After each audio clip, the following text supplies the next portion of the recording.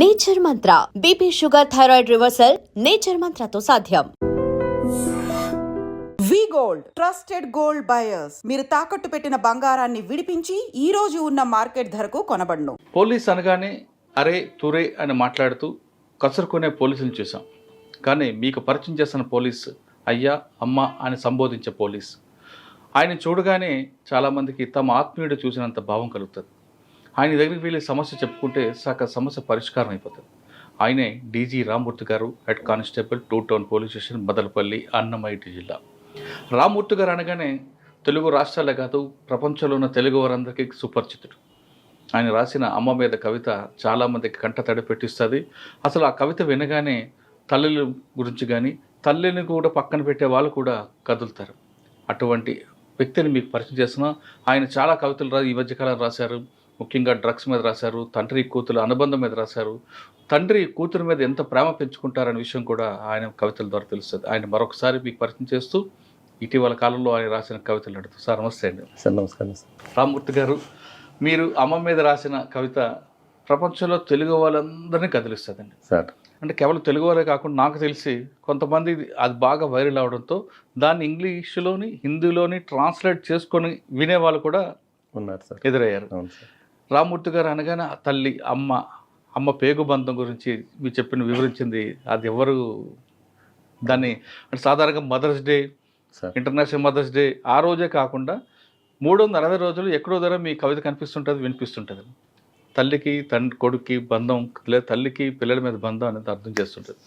ఇంకా మీరు మీ డ్యూటీ చేస్తూనే ఇంకా చాలా మీరు కవితలు రాసినట్టుగా తెలుస్తుంది. చాలామంది విద్యార్థులకి మీరు స్కూల్కి వెళ్ళి వాళ్ళలో చైతన్యం కల్పించడానికి మీరు చేస్తున్న కార్యక్రమాలు కనిపిస్తుంటాయి. ఇటీవల కాలంలో మీరు రాసిన ముఖ్యంగా చెప్తే తండ్రి కూతురు మీద అనుబంధం, చాలామంది తండ్రి కూతురు అనుబంధం, కొంతమంది దరిద్రులు రకరకాలు మాట్లాడుతుంటే మీరు రాసిన కవిత చాలామందికి కంట తడి పెట్టిస్తుందని నేను అనుకుంటున్నాను. ఒకసారి చెప్పు. నమస్కారం సార్. నిజంగా అమ్మ కవిత మన ఐ డ్రీమ్ ఛానల్ ద్వారా మన ప్రపంచానికి, ముఖ్యంగా మన తెలుగు వారికి పరిచయం అవడం నిజంగా నేను చేసుకున్న పూర్వజన్మ సుకృతం సార్. ప్రత్యేకంగా నేను మీకు తల వంచి నమస్కరిస్తున్నా. అది పైన దేవుడు ఒకరి ద్వారా కల్పిస్తుంది. Yes sir. అంటే మీరు నాకు ఇవ్వడం, నేను మీకు ఇవ్వడం కాదు. అది విషయం చెప్పాలంటే సార్, అమ్మ కవితను రచించిన ఏ మహానుభావుడో నాకు తెలియకపోయినా నేను దాన్ని మామూలుగా అయితే సాధన చేయడం జరిగింది. దాన్ని కొన్ని లక్షలాది మందికి వినిపించడం కూడా జరిగింది. లక్షలాది మంది కాదు, కోట్లాది మందికి సార్ వినిపించడం జరిగింది అనమాట. అందులో భాగంగానే నేను మరలా కూడా కొంచెం బాధ్యత పెరిగింది సార్. బాధ్యత పెరిగింది ఎందుకంటే నేను ఒక మధ్యతరగతి కుటుంబంలో జన్మించిన ఎలా ఉంటాయో ఆ కష్ట నష్టాలు నాకు తెలుసు సార్. కాబట్టి ప్రస్తుత సమాజంలో రాను అంటే కొన్ని చూస్తూ కూడా సార్, అంటే తల్లిదండ్రుల పట్ల బిడ్డలు చూపిస్తున్నటువంటి చాలామంది బిడ్డలు ఆప్యాయత చూపిస్తున్నారు. నిజంగా వారికి నేను చేతులెత్తి నమస్కరించాలి. కొంతమంది అయితే కొన్ని కారణాల రీత్యా తల్లిదండ్రులని కొంచెం అనరాని మాటలు అనడం, ఇవన్నీ బాధ అనిపిస్తుంది సార్. అలాంటప్పుడు నేను కొంతమంది మా గురువులు సపోర్ట్ తీసుకుని డాక్టర్ సి నారాయణ స్వామి గారు కావచ్చు, నరసింహారెడ్డి గారు, ఇట్లాంటి వాళ్ళు కానీ, మన పోతుపోలు రెడ్డప్ప గారు, విశ్రాంత ఎంఈఓ గారు, వీళ్ళందరి యొక్క బ్లెస్సింగ్స్ తోటి నేను అడుగుతుంటా, గురువుగారు ఏదైనా మంచి చెప్తే బాగుంటుంది. ఎందుకంటే సార్ ఒక్క మాట ఉల్లాసాన్ని కలిగిస్తుంది, ఒక్క పాట ఉత్సాహాన్ని కలిగిస్తుంది, ఒక్క అడుగు 1000 మైళ్ళ ప్రయాణానికి నాంది పలుకుతుంది అన్నారు సార్. అదే క్రమంలో ఒక్క రోజులో మహావృక్షం కాలేవు, విత్తుగా ఉన్నప్పుడు నువ్వు ఎవరికీ తెలియదు, భూమిని చీల్చుకొని మొలకగా మారినా నిన్నెవరూ పట్టించుకోరు, ఓపిక పట్టి మొక్కవై ఎదిగినా నిన్నెవరూ గమనించరు, ఎండ వానల కోర్చి చెట్టుగా మారినప్పుడు గుర్తిస్తుంది లోకం, కాయళ్ళు కాచి పళ్ళనిస్తున్నప్పుడు నీ వెంట పడుతుంది సమాజం, మహావృక్షమై ఎదిగిన నాడు నీ నీడకై పరితపిస్తోంది ప్రపంచం, నిలువెత్తు నిదర్శనం అందుకు కావాలి నీవు సజీవ సాక్ష్యం అంటూ విద్యార్థి లోకాన్ని నిత్యం పలకరిస్తూ ఉండటం నేను చేసుకున్న పూర్వజన్మ సుకృతం సార్. కరెక్ట్ అండి. మొక్కని చూసి నేర్చుకోమని చెప్తారు ప్రతి మనిషికి కూడా. అవును సార్. ఎందుకంటే ఎంత ఎదిగినా వదగాలన్నది చెట్టును చూసి నేర్చుకో, క్రమశిక్షణతో మెలగాలన్నది చీమను చూసి నేర్చుకో, బద్ధకాన్ని వదలాలన్నది గడియారాన్ని చూసి నేర్చుకో, ఉన్నది ఉన్నట్లు చెప్పాలన్నది అద్దాన్ని చూసి నేర్చుకో, పరుల కోసం పాటు పడాలన్నది నదిని చూసి నేర్చుకో, అందరికీ ప్రేమను పంచాలన్నది భగవంతుని చూసి నేర్చుకో. సార్ తండ్రి కూతురికి ఉన్న అనుబంధం ఆప్యాయత మీద సార్ ఖచ్చితంగా చెప్తాను సార్. నాకు ఎందుకంటే రకరకాలుగా అనేక మంది మహానుభావులు రకరకాలుగా రాశారు సార్. దానిలో నేను నా దగ్గరున్న ఒక 2 లైన్స్ ఆర్ 3 లైన్స్ ఉండొచ్చు. అందులో భాగంగా నేను గతంలో అమ్మ గురించి అంత చెప్పినంత స్థాయి ఉండకపోవచ్చు, కానీ నాన్న అనే విషయానికి వస్తే అంటే సార్, తండ్రికి కూతురు మీద విపరీతమైన అభిమానం సార్.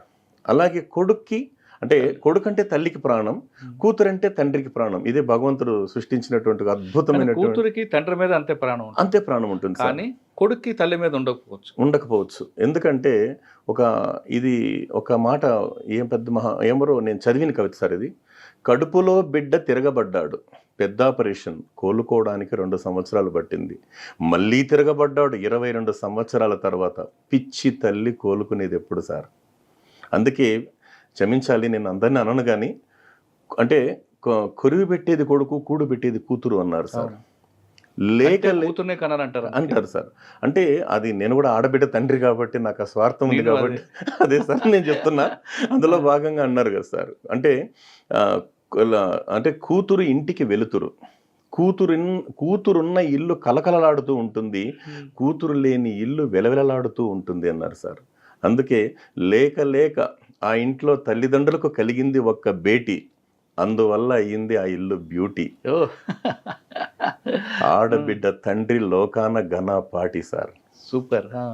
ఇది ఆడబిడ్డ గురించి చెప్పేటప్పుడు సార్. అందుకే ఒక స్త్రీమూర్తి విషయంలో తీసుకుంటే సార్, ఇప్పుడున్నటువంటి పరిస్థితుల్లో మనం గతంలో చూసాం కదా సార్, పెద్దవాళ్ళు చెప్పినట్టుగా స్త్రీమూర్తికి ఇస్తున్నటువంటి ఒక గొప్ప స్థానం. అంటే పురాణాల నుంచి తీసుకుంటే బ్రహ్మ, సృష్టికర్త బ్రహ్మ తన భార్య అయిన సరస్వతీదేవిని నాలుక మీద ఉంచుకున్నాడు సార్. మహావిష్ణువు తన యొక్క హృదయస్థానాన్ని ఇచ్చాడు లక్ష్మీదేవి గారికి. అలాగే ఇంకా పరమశివుడు తన అర్ధ శరీరాన్ని అర్ధనారీశ్వరుడు అన్నారు ఆయన్ని. అందుకే ఎక్కడైతే స్త్రీలు పూజింపబడతారో అవి దేవతా లోకాలు అయినాయని కూడా మనం చరిత్రలో చదువుకున్నాం. ఇప్పుడు కూడా సార్ ఏ ఇంట్లో అన్యోన్య దాంపత్యం అంటే సార్, ఒకప్పుడు అంటే ఒక if you don't mind sir, పాతకాలం ప్రతి ఒక్క స్త్రీమూర్తి విజయం వెనుక ప్రతి ఒక్క పురుషుడు స్త్రీమూర్తి విజయం ఉంటుంది అని చెప్తారు. అంటే now trace the lady behind offence once upon a time, now trace the lady behind success అన్నారు సార్. ఎందుకంటే వాళ్ళు ఇంట్లో ఉదయం నిద్ర లేచింది మొదలుకొని సార్, మామూలుగా గృహిణి అంటారు కదా సార్, గృహిణి అనే విషయానికి వస్తే మీరు హౌస్ వైఫా అంటారు. ఎంత సులకనగా అంటారు సార్. అదే హౌస్ వైఫ్ అనే విషయానికి వచ్చినప్పుడు ఆ మహాతల్లి ఉదయం నిద్ర లేచింది మొదలుకొని సార్, అంటే సూర్యుడు ఉదయించక ముందు నిద్ర లేచి ఆ తర్వాత ఆ ఇంటి పనులన్నీ చక్కదిద్దుకుని తను తింటుందో తినలేదో బిడ్డలు క్యారియర్ కట్టేయడం, వాళ్ళకి మంచిట్లు చూడడం, స్కూల్కి పంపడం, మళ్ళీ ఇంటి పనులు చూసుకోవడం, మళ్ళీ మధ్యాహ్నం భోజన కార్యక్రమం, ఆ తర్వాత భర్త ఇంటికి వస్తే భోజనం పెట్టడం, మళ్ళీ సాయంత్రం మళ్ళీ పిల్లలు ఇంటికి చూసుకోవడం, మళ్ళీ ఈ ఇంట్లో ఉంటాయి కదా సార్ ఇంటి పనులు, ఇంటిల్లి పాది పనులు. అంటే ఒకటేని కాదు సార్, ఇల్లు శుభ్రపరచడం కావచ్చు, పాత్రగానులు అంటే సామాన్లు కడుక్కోవడం కావచ్చు, లేదా చాలా పని ఉంటుంది. ఇవన్నీ చేసిన తర్వాత అదే అన్నారు కదా సార్, మా గురువు నారాయణ స్వామి గారు చెప్తుంటారు మాటల సందర్భంలో, ఒక గృహిణికి జీతం ఎంత ఇవ్వాలంటే ఆ దేశ రాష్ట్రపతి కన్నా ఇచ్చే జీతానికన్నా ఎక్కువ ఇవ్వాలండి అన్నారు సార్. అది గృహిణి యొక్క గొప్పతనం సార్. సార్ మీరు చెప్పిన దాంట్లో ఇంకొక విషయం ఏంటంటే, కొంతమంది ఇంత ఇంటి పని చేసి కూడా ఆఫీస్కి వెళ్ళి కూడా పని చేస్తుంటారు. అవును సార్. మీరు గృహిణి అన్నారు కదా, అవును sir, house wife. House wife కదా వాళ్ళు, working women sir. Correct. Yes sir. అది చాలా మనం 24 గంటలు పనిచేస్తారు. వారి గురించి ఎంత చెప్పినా తక్కువే. వాస్తవం చెప్తున్నా కదా, ఎంత చెప్పినా తక్కువే. ఇప్పుడు అంటే ఈ పోటీ ప్రపంచంలో భార్య భర్త ఇద్దరు కష్టపడితే తప్ప 4 ఏళ్ళ నోట్లకు పోవు సార్. అలాంటి పరిస్థితి ఏర్పడింది. అదే క్రమంలో ఇప్పుడున్నటువంటి వాస్తవానికి మైక్రో ఫ్యామిలీస్ అయిపోయినాయి. అంటే గ్లోబ్ జేబులోకి వచ్చింది అంటారు కదా సార్, గ్లోబ్ జేబులోకి వచ్చింది అంటారు. ఈ క్రమంలో ఇలా జరుగుతున్న క్రమంలో ఈ పోటీ ప్రపంచంలో మనం నిరంతరం ఇద్దరు కష్టపడి ఆ బిడ్డల్ని పెంచే క్రమంలో చాలా ఇబ్బందులు పడుతున్నారు. కొంతమంది అయితే సంతోషంగా ఏ అలవాట్లు లేని వాళ్ళు అయితే హ్యాపీగా ఉన్నారు సార్. ఇంకొంతమంది అలవాట్లకు బానిసై మళ్ళీ తప్పించుకొని కూడా మళ్ళీ జీవితాలు సరిదిద్దుకున్న వాళ్ళు ఎంతోమంది ఉన్నారు సార్. సార్ ఇంత జరుగుతున్న ప్రతి ఇంటికి మీరు అన్నట్లుగా ఆ ఇంటికి ఆ గృహిణి వెలుగు. అవును సార్. ఆమె లేకపోతే ఇంట్లో గడవడం ఉంది చాలా కష్టం. అవును సార్. కానీ ఎందుకంటే కొంతమంది ఇంకా పురుషుల మేము స్త్రీ అంటే అణిగిమణిగి ఉండాలనే భావనలో ఉంటారు. అది చాలా వరకు తగ్గిపోయింది సార్ ఇప్పుడు. ఎందుకంటే విద్య వాళ్ళు ఎక్కువ మంది చదువుకోవడం, కాలక్రమేణా చదువుకోవడం. ఎందుకంటే కోట్ల జనాభా కదా సార్, చెదురుమదురు జరుగుతూనే ఉంటాయి. కానీ చాలామంది కనువిప్పై ఎందుకంటే సార్ ఆ కుటుంబం, ఎందుకంటే మన భారతీయ సంప్రదాయంలో అంటే సార్ ప్రపంచంలోనే ఎన్ని సంప్రదాయాలు ఉండొచ్చు, ఎన్నో రకాలైన ఆచారాలు ఉండొచ్చు, కానీ మనకున్నటువంటి కుటుంబ వ్యవస్థ అంటే ప్రపంచం మొత్తం సాల్యూట్ చేస్తుంది సార్. అందుకే మన ఫ్యామిలీని మనం కాపాడుకోవాలి. ఎందుకంటే కుటుంబం ఒక అద్భుతమైన కళాఖండం. కుటుంబం అంటే ఒక నమ్మకం. అంటే కుటుంబం ఎంత చెప్పినా, ఎందుకంటే సార్ ఉమ్మడి కుటుంబం చూడండి సార్, ఎంతో మందికి అప్పట్లో సైకాలజిస్టులు లేరు, మోటివేషనల్ స్పీకర్స్ లేరు. అక్కడ ఉన్నటువంటి చిన్నాన్నో పెదనాన్నో మామ అక్క బావ వీళ్ళందరూ కూడా ఏం చేసేటోళ్ళంటే ఏదైనా వస్తే ఓదార్చేవాళ్ళు సార్. ఆ ఓదార్పు కరువైంది కాబట్టి ఈరోజు సైకాలజిస్టులు పుట్టుకొచ్చారు, మోటివేషనల్ స్పీకర్స్ పుట్టుకొచ్చారు. ఆ పరిస్థితి ఏర్పడింది సార్. సార్ మీరు చెప్తున్నట్లుగా ఆ ఇంటికి వెలుగు సరిగ్గా, కానీ కొంతమంది మాత్రం మహిళలు చేస్తున్న కొన్ని కార్యక్రమాల వల్ల వాళ్ళకు చెడ్డ పేరు వచ్చే వాస్తవం అంటారా? అంటే వాళ్ళు భర్త మీద ఎక్కువగా ఆజమాయిషి చూపించడానికో లేదా అత్తామామను వేధిస్తున్న సంఘటన కూడా ఎదురుపడుతుంటాయి. అది కొన్ని సందర్భాల్లో అంటే సార్ వాళ్ళ పెరిగిన వాతావరణం అంటే సైకలాజికల్ ఫీలింగ్స్ ఉంటాయి సార్. అది చాలా పెద్ద విషయం సార్. ఎందుకంటే కొన్ని ఆర్థిక పరిస్థితుల వల్ల ఉండొచ్చు, లేదా ఇమడలేని పరిస్థితుల వల్ల ఉండొచ్చు, ఇలా జరుగుతూ ఉంటుంది సార్. ఇవన్నీ అంటే అప్ అండ్ డౌన్స్ ఉంటాయి సార్. అప్ అండ్ డౌన్స్ అంటే దాన్ని కాలక్రమేణా కూడా కొన్ని కనుమరుగే అవకాశాలు వస్తాయి. ఎవరైనా కూడా సార్ కుటుంబంని అర్థం చేసుకోగలిగితే సంతోషంగా బతికే స్థాయి ఉంటుంది సార్. నాన్న గురించి చెప్పండి. నాన్న సార్ మామూలుగా నాన్న నేను గతంలో చెప్పాను కదా సార్. అంటే మన లాస్ట్ టైం మన ఇంటర్వ్యూలో కూడా చెప్పడం జరిగింది. తండ్రి కొడుకును పక్కన కూర్చోబెట్టుకొని అడిగాడంట, నాన్న ఒరే నాన్న నేను చనిపోతే నువ్వు ఏడుస్తావరా అంటే, నేను ఏడవను డాడీ. ఎందుకురా, నీకు జన్మనిచ్చినాను రా అన్నాడు. అయితే ఏంటి, నీకోసం ఎంతో త్యాగం చేసింటే నువ్వు మనిషి కాదు అనుకో, నువ్వు కసాయి అనుకో, నువ్వు బండరాయి అనుకో, నువ్వు విన్నాను అనుకో డాడీ అన్నాడు. అప్పుడు చెప్పాడు సార్ అబ్బాయి, చూడు డాడీ, మీరు చనిపోయిన తర్వాత నేను ఏడుస్తానో లేదో మీకు ఎలా తెలుస్తుంది డాడీ? మీరు బ్రతికుండంగా మీ కంట్లో కన్నీరు రాకుండా చూసే దమ్మున్న కొడుకు డాడీ వీడు ఉన్నాడు అనమాట. అదే క్రమంలో రంగులు పులుముకొని వెండి తెర మీద వెలిగే హీరోలు ఎందరో, రంగులు పులుముకొని వెండి తెర మీద వెలిగే హీరోలు ఎందరో, కానీ బిడ్డల ఉన్నతి కోసం వారి గుండె తెర మీద వెలిగే హీరో ఒక్కడే, అతడే నాన్న. నిన్ను ఆకాశం వైపు ఎగరవేస్తాడు నాన్న, ఎందుకంటే నిన్ను ఆకాశమంత ఎత్తులో నిలపాలని. నీ వేలు పట్టుకొని నడక నేర్పుతాడు నాన్న, ఎందుకంటే నీ అనంత జీవన పయనం దిగ్విజయంగా సాగాలని. కూతురు పెళ్లి కోసం, కొడుకు చదువు కోసం మట్టి తల్లికి సలాం చేసే మహనీయుడు నాన్న.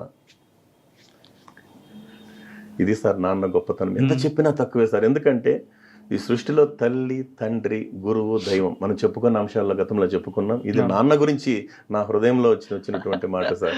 సార్ మనం ఒకసారి వెనక్కి వెళ్తే సార్, డ్రగ్స్ ప్రతి ఒక్కరు కూడా మత్తుగా అలవాటు పడుతున్న ఈ లోకంలో వాళ్ళని కనువిప్పు కలిగించడానికి మీ దగ్గర ఏమైనా స్టోరీ కానీ కవిత కానీ? చిన్న కవిత సార్. ఎందుకంటే ఇప్పుడున్న ఈ పోటీ ప్రపంచంలో వాళ్ళకి ఇది చెప్పేటటువంటి ఓపిక కొంతమందికి లేదు. దుష్పరిణామాల గురించి సార్. ఎందుకంటే ప్రపంచంలో యువత ఎక్కువగా ఉన్న దేశం మన భారతదేశం.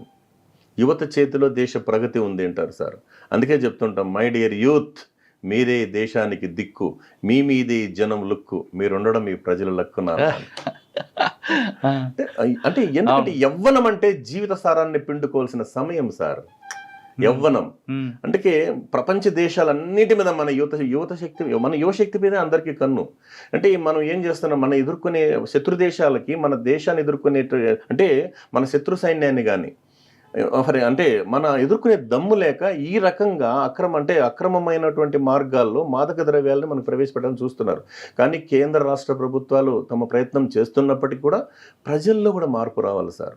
ప్రజల్లో మార్పు రావాలి. ఆ కనువిప్పైన సందర్భాల్లోనే మనం దీన్ని నియంత్రించగలం. అందుకు ముఖ్యంగా కుటుంబం నుంచి మెయిన్ ప్రారంభం. దాన్ని గుర్తించడం, దాన్ని తీసుకుపోయి అంటే సార్ మెయిన్ ప్రాథమిక దశలో గుర్తిస్తే ఇది తప్పురా నాన్న అని చెప్పలేకపోవడం కూడా పెద్ద తప్పే. అవును, అది పెద్ద తప్పు అయిపోతుంది సార్. దానివల్ల ఏమైతుంది, ప్రారంభం అవ్వాలి. రెండోది ఒక చిన్న విషయం చెప్తాను సార్. మనం చిన్నప్పుడు ఏం చెప్తాం, చిన్న పిల్లలకి రే నువ్వు అబ్బాయి వైపు వెళ్ళొద్దురా అంటే, వెళ్తే ఏంటి మనసులో నెగిటివ్ ఫీడ్ అయిపోతుంది సార్. అది తినొద్దు, తింటా, తాగొద్దు, తాగుతా, పోవద్దు, పోతా అని ఈ మధ్య మా పోలీస్ ఆఫీసర్ ఒక మీటింగ్లో చెప్తుంటే అందరూ చెప్తున్నారు, యాంటీ డ్రగ్ మీటింగ్ మన రాష్ట్ర ప్రభుత్వ ఆదేశాల మేరకు మేము మీటింగ్ పెట్టాం. ఆ మీటింగ్ పెట్టే క్రమంలో ఒక ఆయన అన్నాడు, సరే బాబు గంజాయి ప్రమాదం, డ్రగ్స్ ప్రమాదం అన్నీ చెప్తున్నారు. ఒక్కసారి మైక్ తీసుకున్నాడు మా సార్. ఏంటన్నాడంటే, అరే బాబు అందరూ డ్రగ్స్ గంజాయి ఏంది ఇది మాకు సంబంధం లేని విషయాలు మాకు చెప్తున్నారు, ఏదో మైండ్లో ఒక్కసారి వాడి చూస్తే పోలేదా అటువంటి ఆలోచన కూడా వస్తాయి కదా అని ఆలోచన. అంటే పదే పదే ఒక విషయాన్ని వినేటప్పుడు అది మీడియా ద్వారా ఉండొచ్చు, లేదా ఏదో రూపంలో సార్ సోషల్ మీడియా ఉండొచ్చు, లేదా ఏదో సార్ మాటల ద్వారా ఉండొచ్చు. ఎందుకు చెప్తారు వీళ్ళు దీని గురించి, ఒకసారి చూద్దామనే క్రమంలో వస్తే జీవితాలు ఎట్లా నాశనం అయిపోతాయని చెప్పడానికి ఒక మోరల్ స్టోరీ ఏమంటే, ఒక రాజ్యంలో ఒక రాజు ఉండేవాడు సార్. అతని దగ్గర ఒక తెలివైన మంత్రి ఉన్నాడు. ఆయన ఏం చెప్పాడంటే రాజుగారికి మంచి సలహాలు ఇస్తుంటాడు. ఓ రోజు రాజా మీరు పొరుగు దేశం నుంచి రేపు గుర్రాల వ్యాపారం వస్తాడు, మీరు అన్ని గుర్రాలు కొనండి, కానీ ఆ నల్ల గుర్రం మాత్రం కొనొద్దండి. నల్ల గుర్రం అది చాలా అట్రాక్షన్గా ఉంటుంది, పవర్ఫుల్ గుర్రం అది. నేను దయచేసి చెప్తున్నాను, నా గుర్రము నల్ల గుర్రం కొనొద్దు అని చెప్పి వెళ్ళిపోతాడు సార్. ఒకవేళ మళ్ళీ వచ్చాడు, మీరు కొన్నారే అనుకో, దాన్ని ఒక పక్కన కట్టేసి మేతేయండి, స్వారీ మాత్రం చేయొద్దండి. ఒకవేళ మీరు చేశారే అనుకో, తూర్పు ఉత్తరం పడమర అంటే 3 దిక్కులకి వెళ్ళండి, దక్షిణం వైపు మాత్రం వెళ్ళొద్దండి. ఒకవేళ మీరు వెళ్ళారే అనుకో, అక్కడ అందమైన అమ్మాయిలు ఉంటారు, చూడొద్దండి. ఒకవేళ చూసారే అనుకో, లవ్లో మాత్రం పడొద్దండి. పడ్డారే అనుకో, పెళ్లి మాత్రం చేసుకోవద్దండి. చేసుకున్నారే అనుకో, పెళ్ళాం మాట వినొద్దండి. ఇది అయ్యే పనేనా సార్? జరగదు. ఆ గుర్రం కొండవు ఎందుకు అంటే అలవాటుని ఫస్ట్ సాలెగూళ్ళలా ఉన్నటువంటి అలవాట్లు ఇనుప సంఖ్యలుగా మారేదానికి ఒక సంబంధించినటువంటి ఒక చిన్న మోరల్ స్టోరీ సార్ ఇది. మరుసటి రోజు గుర్రాలు వచ్చాయి. అయినా రాజు కదా సార్, కొంత ఇగో ఉంటుంది. మంత్రి చెప్పాడు, నేనెవరిని, కింగ్. అన్ని గుర్రాలు చూశాడు, కానీ చూపంతా దేని మీద ఉంది, నల్ల గుర్రం. కొనేయి, ఎంత అనగానే కొను, తగ్గడం లేదు. తర్వాత ఏమైంది, కట్టేసి పెట్టారు. మ్యాచ్ చూశాడు, ఒకసారి రైట్ చేస్తే బోలే అన్నాడు. ఈ పోయే స్పీడ్కి ఏమైందంటే సరే 4 కూడా వెళ్ళిపోయింది తెలియకుండా. పోతా మన చూపు ఏమైంది, అందమైన అమ్మాయిలో ఇవ్వబడింది, లవ్లో పడ్డాడు, పెళ్లి చేసుకున్నాడు. నేను పెళ్ళం మాట వింటానా అన్నాడు. ఒకనొక సందర్భంలో ఏమండి, మనం 10 మంది కొంతమంది పండితులకి ఎవరికన్నా 10 మందికి భోజనం పెడదాం అని చెప్పింది. ఆ 10 మందికి మంచి పనే కదా సార్, 10 మందికి భోజనం పెట్టడం అంటే మంచి విషయమే కదా. ఆ 10 మందికి ఆహ్వానిస్తారు, ఇది మంచి విషయమే, భార్య చెప్పింది, ఏం చేద్దామని పిలిపిస్తాడు. ఆ అన్నం పెట్టే క్రమంలో ఒక యువకుడు ఏం చేస్తాడంటే రాణిగారి మీద కన్నేస్తాడంట. అంటే నా ఇంటికి వచ్చి నా కూడు తిని నువ్వు అంటే మా ఇంట్లో స్త్రీ మీద నువ్వు కన్ను వేస్తావా అని చెప్పి వాడిని అక్కడే స్పాట్లో అతను తల తీసేస్తాడు. వీళ్ళందరూ ఏమంటారు, అక్కడ వచ్చినటువంటి ప్రజలు ఏం చెప్తారు, మాకు పిలిచి అంటే భోజనం పెట్టి మా వాడిని చంపుతావా, నీ రాజ్యం సర్వనాశనం అయిపోయి చెప్పించేస్తారు సార్. ఇది కథ. ఎక్కడికెక్కడ వచ్చింది చూడండి సార్. అందుకే పెద్దవాళ్ళు చెప్పే మాటలు వినాలి అంటారు సార్. పెద్దవాళ్ళు చెప్పే మాటలు వినాలి. డెసిషన్ కూడా సార్, దీనికి ఒక రిలేటెడ్ డెసిషన్ ఏమంటే, మనకు పెద్దవాళ్ళు చెప్తుంటారు కదా సార్, కురుక్షేత్ర సంగ్రామం ప్రారంభం కాకముందు పాండవులది అరణ్యవాసం అజ్ఞాతవాసం అయిన తర్వాత మన శ్రీకృష్ణ భగవానుడు ధర్మరాజు వాళ్ళు కూర్చొని విడిదిలో కూర్చొని మళ్ళీ ఏం చేస్తాడు, రాయబారానికి అంటే వీళ్ళిద్దరూ ఒక సిట్టింగ్లో కూర్చొని మాట్లాడుకుంటారు. ఏమని కండిషన్స్ ఉన్నాయి కదా సార్, సగం రాజ్యం ఇస్తామన్నమాట అంటే అన్నమాట. ఆ వెళ్ళే క్రమంలో ఏం చేస్తారంటే, ముందు పెద్దవాళ్ళు చెప్పిన సామెతో మాట చెప్తాం సార్. నాన్న ఎక్కడికైనా బయట వెళ్తాడంటే పొద్దున బయలుదేరేటప్పుడు అడగకూడదు సార్, నైట్ చెప్పేస్తాడు నేను పలానా పనికి వెళ్తున్నాను అని. అది చాలా పెద్ద మాట సార్. అది ఎక్కడికి నడితే పని జరగదనేటువంటి సామెత చాలా పల్లెటూళ్ళలో కానీ పెద్దవాళ్ళలో కూడా ఉంది సార్. ఈయనేమంటాడు, చెప్పేసిన తర్వాత కాస్తే 4 అడుగులు వేస్తాడు. ఎవరు, శ్రీకృష్ణ భగవానుడు. ఏం బావా రాయబారానికి పోయిస్తూ వస్తావు అంటాడు. ఒక 4 feet వెళ్ళంగానే ధర్మరాజు బావా ఆగు అంటాడు. ఏం బావా అంటాడు. నువ్వు పోయే పని అవుతుందా బావా అన్నాడు. ఇంకేడవుతుందబ్బా, ఇప్పుడే నువ్వు అపశకునం పలికినావు, అశుభం పలికినావు అంటాడు. ఏమంటే ఏం లేదు బాబా, ఆల్రెడీ 12 ఏళ్ళు అయిపోయింది, రిజిస్ట్రేషన్ అయిపోయింటే వాళ్ళ పేరిట్లో, కాబట్టి పని చేయ బాబా 5 ఊర్లను అడుగుంటే సరే బా ట్రై చేస్తానులే అంటాడు ఆయన శ్రీకృష్ణ భగవానుడు. కొంచెం ముందుకు వెళ్తే ద్రౌపదమ్మ అని, అన్నా గుర్తుందన్న శబదం, సంధికి మాత్రం ఒప్పుకోవద్దన్న, యుద్ధం జరగాల్సిందే, చూడన్నా ఇంకా నా కురుల్ని నేను ముడేయలేదన్నా. ఇంకొంచెం పక్కన వెళ్ళగానే భీముడు, బావా నేను అతన్ని దుర్యోధను కొట్టి అంటే వాళ్ళిద్దరిని సంహరించింది నేను ఒప్పుకోను బావా అంటాడు. అర్జునుడు, బావా నా అస్త్రాలను ఏమైపోవాలా అంటాడు. నకుల సహదేవుడు, లేదు బాబు యుద్ధమే జరగాలన్నారు. అందుకే ఏ రోజు కూడా డబుల్ డెసిషన్ తీసుకోకూడదు అంటారు సార్. విద్యార్థి కావచ్చు, ఏ వ్యక్తి అయినా కావచ్చు, సింగిల్ డెసిషన్ వల్ల చాలా ప్రయోజనాలు జరుగుతాయి సార్. సార్ ఇందాక మీరు చెప్పిన కథలో డ్రగ్ గురించి గుర్రంతో పోల్చారు. గుర్రం కొనొద్దు అన్నారు కాబట్టి, చూడొద్దు అన్నారు కాబట్టి ఆయన రాజుగారి దృష్టికి వెళ్ళింది, తర్వాత జరిగే పరిణామాలు వదిలేయి. అంటే మనం కూడా తెలియని వ్యక్తికి డ్రగ్ వాడద్దు అని చెప్తే ఒకసారి వాడితే పోలేదా అన్న భావనలో వెళ్తారంటారా? అంటే వెళ్తారంటే, ఇప్పుడు సొసైటీ ఎలా ఉందంటే సార్, ఒకప్పుడు ఒక చిన్న చెడు చూడాలన్న భయం వేసేది సార్. అంటే మద్యం ఉండొచ్చు, సిగరెట్ ఉండొచ్చు, మరుగునిపై తాగేటోళ్ళు సార్. ఇప్పుడు ఏమైందంటే జనాలలో మీకు తెలియదేమో సార్, విపరీతమైన జనాభా పెరగడం, అంటే ఫ్యాషన్, అంటే ఒక బ్యాడ్ హ్యాబిట్ని ఫ్యాషన్గా ఫీల్ అయ్యే దుస్థితి వచ్చింది సార్ ఈరోజు. ఇది స్మోకింగ్ ఈజ్ ఎ ఫ్యాషన్, దాని మీద రాసి ఉంటుంది sir. Smoking injuries to health అన్నారు, అయినా వాడు ఏం చేస్తున్నాడు, స్మోకింగ్ ఫ్యాషన్ అంటాడు. ఇది అయిపోయింది అనమాట. కానీ అది అన్ని తెలుసుకునే లోపల ఏంటంటే మనకు లోపల ఉండేటువంటి స్పేర్ పార్ట్స్ డ్యామేజ్ లోపల మళ్ళీ తెలుసుకుంటాడు సార్. అన్ని కొనచ్చు సార్. ఇప్పుడు మనం ఈ వెహికల్ స్పేర్ పార్ట్స్ మీద ఈజీగా దొరుకుతాయి సార్, మన స్పేర్ పార్ట్స్ ఎక్కడ దొరుకుతాయి సార్, అంత ఈజీగా దొరకవు కదా సార్. ఇంకా మీరు రాసిన చెప్పండి సార్. నేను రాసిన కవితలు కన్నా కూడా ఒక రకంగా చెప్పాలంటే, అంటే సేకరణలో నేను ప్రాక్టీస్ చేసిన ఉన్నాయి సార్. ఇదే విద్యార్థి లోకానికి చెప్పేటప్పుడు ఏం చెప్తామంటే సార్, మన రవీంద్రనాథ్ ఠాగూర్ యొక్క కవిత అద్భుతంగా ఉంటుంది సార్. అది ఎక్కడ మనుషులు సగర్వంగా సగౌరవంగా తల ఎత్తుకు తిరుగుతారో, ఎక్కడ వారి మనసులు నిబ్బరంగా నిర్భయంగా ఉంటాయో, ఎక్కడ జ్ఞాన విజ్ఞానపు కాంతులు తామర తుంపర్లుగా విరివిగా వెళ్ళి విరుస్తాయో, ఎక్కడ ప్రపంచం సంసారపు గోడల మధ్య ముక్కలు ముక్కలుగా విడిపోదో, ఎక్కడ సర్వాంతరాలంలో నుంచి కలకండ పలుకుల్లాంటి పలుకులు బయటకు వెడులుతాయో, ఎక్కడ అలసట ఎరుగని శ్రమ తన బాహువులను పరిపూర్ణత వైపు తాకుతుందో, ఎక్కడ నిర్జీవమైన అజ్ఞానపు ఎడారిలో స్వచ్ఛమైన బుద్ధి ప్రవాహం ఇంకిపోకుండా ఉంటుందో, అక్కడ నిరంతరం వికసించే కార్యాలలోనికి ప్రకాశించే భావాలలోనికి నన్ను, నా కుటుంబాన్ని, నా దేశాన్ని, నా బంధు మిత్రులు నడిపించు భగవంతుడన్న రవీంద్రనాథ్ ఠాగూర్ ప్రతిరూపాలుగా మన భారతీయ విద్యార్థులు తినడానికి తిండి లేని స్థాయి నుండి తినడానికి సమయం లేని స్థాయికి ఎదగడమే విజయం, శ్రమించిస్తే విజయం, విశ్రమిస్తే అపజయం అని చెప్పి ప్రతి విద్యా సంస్థలో చెప్తుంటాను సార్. సార్ మీరు ఇటువంటి మోటివేషనల్ క్లాస్ తీసుకుంటుంటారు కదా. అవును సార్. ఆ స్టూడెంట్స్ యొక్క రియాక్షన్ ఎలాగ ఉంటుంది, అంటే బోర్ కొడుతుంది ఫీల్ అవుతారా, లేదు మీ మాటలకి వాళ్ళు అట్రాక్ట్ అయిపోయి మైండ్లో స్టిక్ చేసుకుంటారు సార్? అది పిల్లలు ఎప్పుడు కూడా సార్ చాలా రకరకాలు ఉంటారు సార్. ఇప్పుడు బాగా చదివే బిడ్డలు ఉంటారు, మధ్య రకమైన విద్యార్థి ఉంటారు, డల్ ఉంటారు. అది 3 వెరైటీ ఉంటుంది సార్. అంటే దాన్ని మనం ఏం చేస్తామంటే, ఇప్పుడు అంటే స్పోర్ట్స్ తగ్గింది సార్, క్రీడలు తగ్గిపోయినాయి. రెండోది ఎక్కువ శాతం ఏం చేస్తున్నారంటే పుస్తకాల పురుగులు అన్నారు. దాని తగ్గట్టు ఇంకా చెప్పాలంటే నెట్ సార్. ఒకప్పుడు బుక్ కల్చర్, ఇప్పుడు లుక్ కల్చర్. అంతే కదా సార్. ఒకప్పుడు బుక్ కల్చర్, ఇప్పుడు లుక్ కల్చర్. అంటే చాలా వరకు మార్పు వచ్చింది. అదే క్రమంలో ఏం చేస్తామంటే, వాళ్ళకు ఏదైనా మంచి విషయం చెప్తే మంచి మాటలు చెప్పేవాళ్ళు తగ్గారు సార్ ఇప్పుడు. రెండోది ఉపాధ్యాయులు పాఠాలు చెప్తారు, అదే పెద్దవాళ్ళు కొంతమంది జీవిత పాఠాలు చెప్తారు. అంటే మీరు వెళ్ళి క్లాస్ తీసుకున్నప్పుడు వాళ్ళ రియాక్షన్ ఎలా ఉంటుందంటే, చాలా హ్యాపీ ఫీల్ అవుతారు సార్, చాలా హ్యాపీ ఫీల్ అవుతారు. ఎందుకంటే వాళ్ళని వెళ్ళంగానే వాళ్ళకు ఏది అవసరమో అది చెప్తాం సార్ మనం. అప్పుడు వాళ్ళు మన ట్రాక్లోకి వస్తారు సార్. ట్రాక్లోకి వచ్చినప్పుడు ఎందుకంటే ఆ మైండ్ పవర్ సార్, ఆ మైండ్ని మనం గెలుచుకోవడం.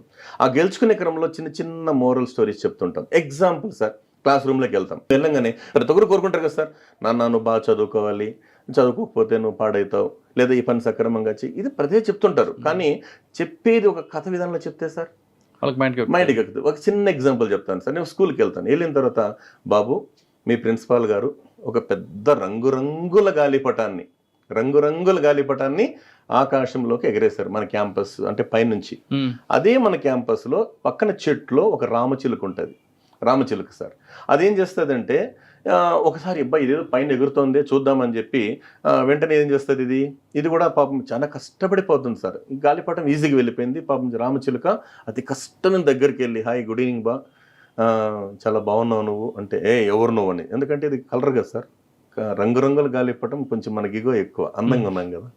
సరే వెంటనే ఎవరినో అంటే, నేను కూడా రామచిలుక అండి, నేను కూడా మీ క్యాంపస్లో పక్కన చెట్లో ఉంటాను, నువ్వు చాలా హైట్లో ఎగురుతున్నావు, నేను చూద్దామని వచ్చాను బాబు, కంగ్రాచులేషన్స్ అంటే, ఇంకా హైట్కి పోతా, కింద మా ప్రిన్సిపాల్ గారు పట్టుకున్నారు, ఆయన గాన వదిలేస్తే ఇంకా హైట్కి పోతా, కావాలంటే నీ ముక్కుతో ఈ దారాన్ని కట్ చేయంటుంది.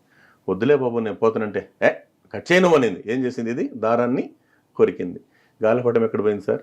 తెగిన గాలిపటం ఎక్కడికైనా వెళ్తుంది. అదేంటంటే కింద పడింది అంటారు పిల్లలు. కింద కాదు నాన్న, మున్సిపాలిటీ మురికాలలో పడిందని చెప్తాం సార్. ఎందుకంటే మన జీవితంలో మనం ఎదిగేంత వరకు తల్లి తండ్రి గురువు వీళ్ళ యొక్క ఆధ్వర్యంలో మనం గనక ఏదైతే వాళ్ళు చెప్పిన నిబంధనలు పాటిస్తామో మనకి సేఫ్టీ ఉంటుంది. లేకపోతే తెగిన గాలిపటం. దీనికి ఎగ్జాంపుల్ ఇలా సార్, ఇలా చెప్తే ఏముంటుంది సార్. అదే క్రమంలో ఇంకొక కూడా మనం మోరల్ స్టోరీస్ కోసం చిన్న చిన్నగా చెప్తుంటాం. ఛాన్స్ చాయిస్ అని ఒక అతను శంభులింగం అంట సార్, అతని పేరు శంభులింగం. చనిపోయి యమలోకం పోతాడు. అక్కడ అతన్ని స్వర్గానికో నరకానికో ట్రాన్స్ఫర్ చేయాలి కదా సార్, అతన్ని పెండింగ్లో పెట్టారు.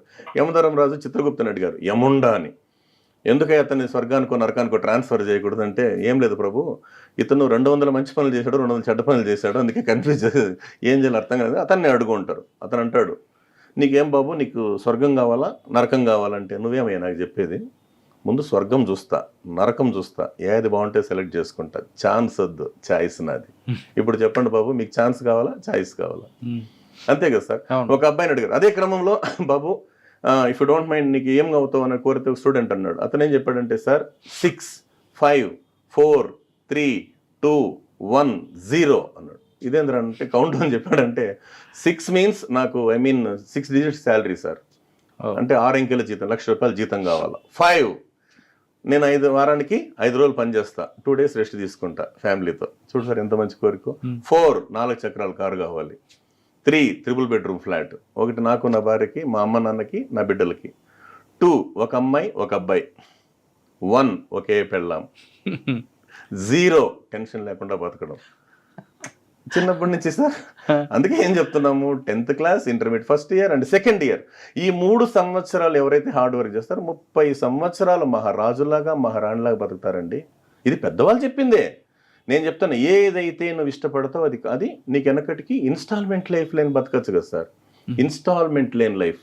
అదే క్రమంలో ఇంకో చిన్న మోరల్ స్టోరీ ఉంది సార్. ఒకసారి యుఎస్లో చిన్న ప్రయోగం చేశారంట సార్. 100 మంది స్టూడెంట్స్ని క్లాస్ రూమ్లో కూర్చోబెట్టి వాళ్ళకి ఇష్టమైన స్వీట్స్ ఏమైనా రాసి ఇవ్వండి రా బాబు అంటే, వాళ్ళు లడ్డు, గులాబ్ జామ్, జాంగరీ అని చెప్పి అంత స్లిప్పులు రాసిచ్చారు.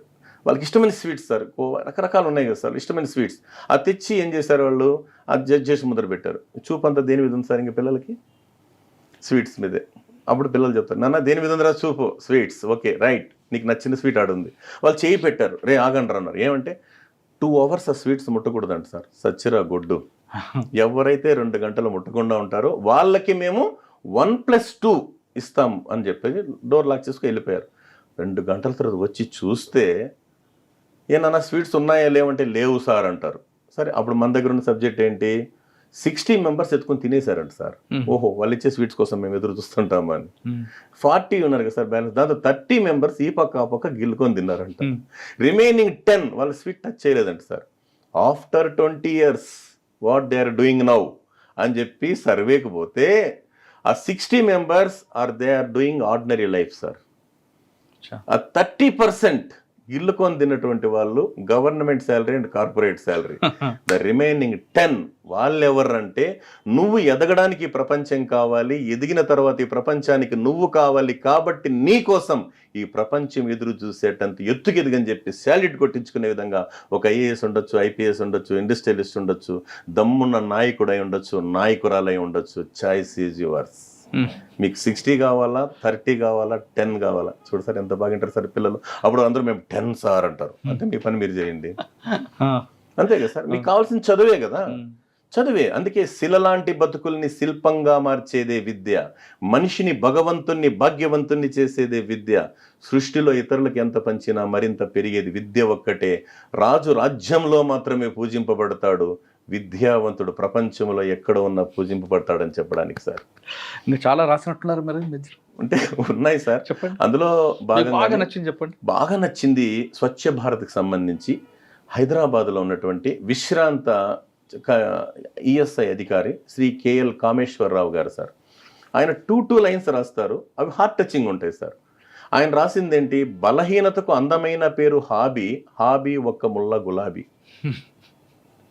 నెక్స్ట్ సార్, కులగోత్రాలు మలమూత్రాలు ఒకలాంటివే, కులగోత్రాలు మలమూత్రాలు ఒకలాంటివే, అలాంటి విసర్జిస్తేనే ఆరోగ్యం, ఒకటి దేహానికి మరొకటి దేశానికి. సార్ ఇది ఆయన ఆ మహానుభావుడు రాసిందే ఇది. అదే క్రమంలో ఆయన కొడుకు గురించి రాశాడు సార్. పున్నామ నరకం నుంచి రక్షించువాడు పుత్రుడట, కన్నవారు కనుల ముందున్నప్పుడు అన్నమిచ్చుటకు నరకం చూపించిన తనయుడు పున్నామ నరకం నుంచి రక్షించునట హతవిధి అన్నారు సార్. అదే అమ్మ గురించి రాసింది ఏంటంటే సార్, నెలల బాలునికి నెలబాలుని చూపించి మురిపాలు పంచే స్తన్యజీవి, ఇల్లాలి పాలనలో తన యునికినే మరచిన తనయుని మరవలేని ధన్యజీవి అమ్మ అని రాశాడు సార్. అదే క్రమంలో స్వచ్ఛ భారత్ అనే నినాదానికి ఉదాహరణగా అంతకు ముందే ఆయన రాసినటువంటి అద్భుతమైన కవిత గోడ గోడు సార్. గోడ గోడు. చరిత్రలో నాకు స్థానం ఉందని గర్వం చైనా గోడగా, విచిత్రంగా పడగొట్టబడిన ఆత్మీయులను కలిపిన ఆనందం బెర్లిన్ గోడగా, గృహానికైనా కారాగృహానికైనా పహరా నేనే ప్రహరీగా, పచ్చదనం పరిశుభ్రం ఎయిడ్స్ ప్రకటనేదే ఆసరా నేనే, చివరికి పల్లెపడుచు నా ముఖాన పేడగొట్టిన ఆరబెట్టి అందించేది నేనే. ఇంతటి ఘనచరిత గల నన్ను చదువు నేర్వని కుక్క కాలెత్తి దడిపినా భరిస్తున్నా. చదువు నేర్చిన ఎందరో ఆ పని చేస్తుంటే మౌనంగా రోధిస్తున్నా.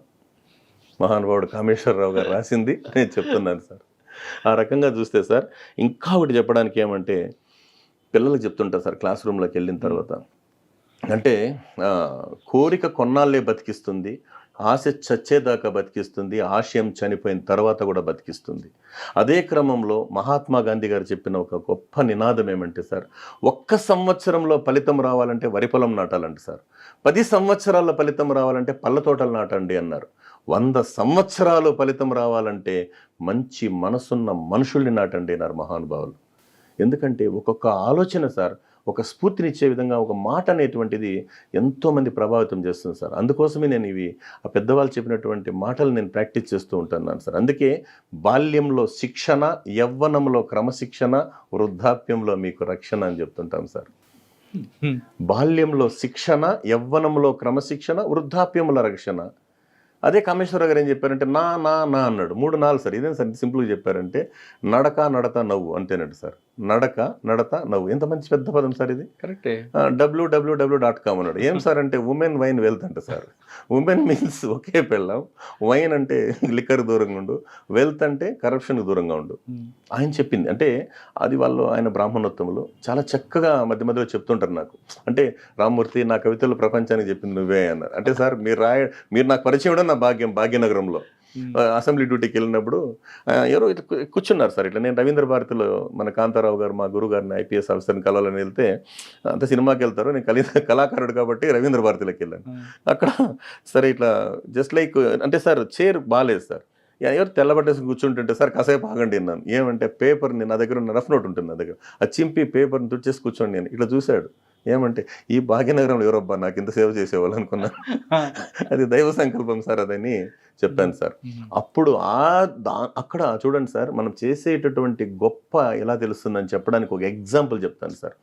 రవీంద్ర భారతి కళాక్షేత్రంలో ఆ కళాకారుడు చివరిలో వచ్చాడు సార్. చింతామణి డ్రామాలో చివరిగా వచ్చి ఇట్లా అందరికి అభివాదం చేసి క్లాప్స్ అందరూ అంటే కరతాళాలు మారుమోగిపోతున్నాయి. ఆయన ఏమన్నాడంటే, నేను ఈరోజు మీ ముందర బ్రతికి ఉన్నానంటే కారణం ఒక మహానుభావుడు. ఆయన చేసిన వైద్యం నన్ను బతికించిందో లేదో నాకు తెలియదు, కానీ ఆయన అన్న మాటలే నన్ను బతికించాయి. ఆయన ఎవరో కాదండి, డాక్టర్ ప్రేమానంద్, కార్డియాలజిస్ట్, విజయవాడ అన్నారు సార్. అంటే మాటకు అంత విలువ ఉంది సార్. మాటకు అంత విలువ ఉంది.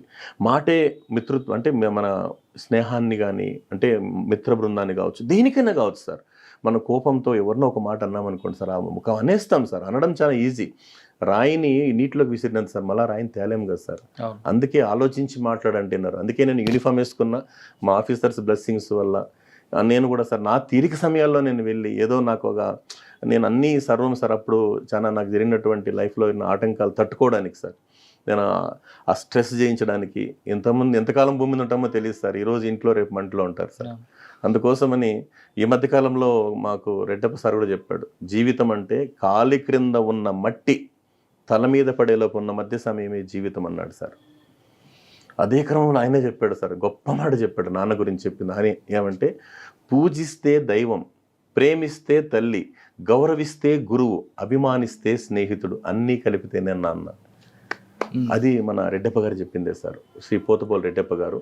ఎందుకంటే నేను కలిసినప్పుడు చెప్తూ ఉంటాను అనమాట. అదే క్రమంలో సార్, ఈ మధ్యకాలంలో వచ్చే క్రమంలో నేను స్టీఫెన్ హాకింగ్ సార్, మహనీయుని గురించి శ్రీ పాపినేని శివశంకర్ గారు రచించినటువంటి అద్భుతమైనటువంటి కవిత అది. ఎందుకు చెప్తాం దాని అంటే, యువతకి మనకు అన్ని కాళ్ళు చేతులు అన్నీ బాగుంటాయి సార్, కానీ దయచేసి ఏమనుకోవద్దండి, కొంతమందికి బ్రెయిన్ పనిచేయదంటారు. కానీ ఇదే క్రమంలో ఆయనకు ఏ బాడీలో ఉన్న పార్ట్స్ ఏమీ పనిచేయవు, కానీ బ్రెయిన్ యాక్టివ్ సార్. అంతే కదా సార్, బ్రెయిన్ యాక్టివ్. ఆయన చెప్పాడు సార్, ఆయన శివశంకర్ గారు పాపినేని శివశంకర్ గారు రాశారు మహానుభావుడు. అంటే స్టీఫెన్ హాకింగ్ గురించి సార్, ఫిజికల్లీ ఛాలెంజ్డ్ కాడు, ఫిజిక్స్నే ఛాలెంజ్ చేసిన వాడు, దేహ విధ్వంసం చేసే మోటార్ న్యూరాన్ వ్యాధిని విజ్ఞాన వ్యాయామంతో అధిగమించినవాడు, ధ్వనులుగా పొల్లులుగా విడిపోయి పడిపోయిన మాటను స్పీచ్ సెన్సైజర్స్తో స్థిరపరచుకున్నవాడు, ప్రపంచంలో ప్రతి వికలాంగుడికి గుండె దటువనిచ్చినవాడు, కాస్మిక్ కడలిలో బుద్ధి బాహువులు గల గజఈతగాడు, అండాండ పిండాండ నులిపోగులలో ఉయ్యాల లోగినవాడు, విశ్వానికి అంతం లేదని పంతంతో బ్రహ్మాండానికి గ్రాండ్ డిజైన్ నిర్మించి అఖిలాండ కోటి బ్రహ్మాండ నాయకునికే ప్రవేశం నిరాకరించినవాడు, విశ్వ రహస్యాన్ని ఛేదించినదే మరణించనన్నవాడు, బ్లాక్ హోల్స్ అండ్ బేబీ యూనివర్స్కు గ్రాండ్ డిజైన్ చేసినవాడు, వికలాంగుడు కానే కాదు సకల మేధాంగ సుందరుడు, స్టీఫెన్ హాకింగ్ ఐన్స్టీన్కు అసలైన వారసుడు అన్నారు సార్. సార్ మీరు ఇవన్నీ చూస్తున్నారు కదా, పిల్లలకి గతంలో మనం ఏడిస్తున్నా అన్నం తినకపోయినా అమ్మా నాన్న దగ్గర తినిపించి ఒక చందమామ కథ చెప్పావు లేదా ఇంకొక చిన్న చిన్న కథలు చెప్తే తినిపించేవారు. ఇప్పుడు కాలక్రమేణలో అది పూర్తిగా కనుమరుగైంది. పిల్లలు ఏడ్చారంటే సెల్ ఫోన్ ఇవ్వడం, అన్నం తినకపోతే వాడి చేతి సెల్ ఫోన్ ఇవ్వడం, స్కూల్కి వెళ్ళకపోతే సెల్ ఫోన్ ఇవ్వడం, అన్నిటికీ మొబైల్ ఫోన్ అలవాటు చేస్తున్నారు. అటువంటి తల్లిదండ్రులకి, అటువంటి తల్లులకి ముఖ్యంగా మీరు ఇచ్చే మెసేజ్ ఏంటి సార్? ఒక చిన్న ఎగ్జాంపుల్ సార్, రామకృష్ణ పరమహంస గారు దగ్గరికి ఒక తల్లి తన బిడ్డని తీసుకెళ్ళింది కదా సార్. తీసుకెళ్ళి నా బిడ్డ ఎక్కువ బెల్లం తింటున్నాడు స్వామి అని, తినొద్దని చెప్పండి అంటే రేపు వారం తీసుకురమ్మా అన్నాడు. సరే మళ్ళా వచ్చాడు, ఇంకొక వారం తీసుకురండి అన్నాడు. 3వ వారం తీసుకొచ్చింది, 3 వారాలు, 4వ వారం తర్వాత వస్తే బాబు బెల్లం తినొద్దు అన్నాడు.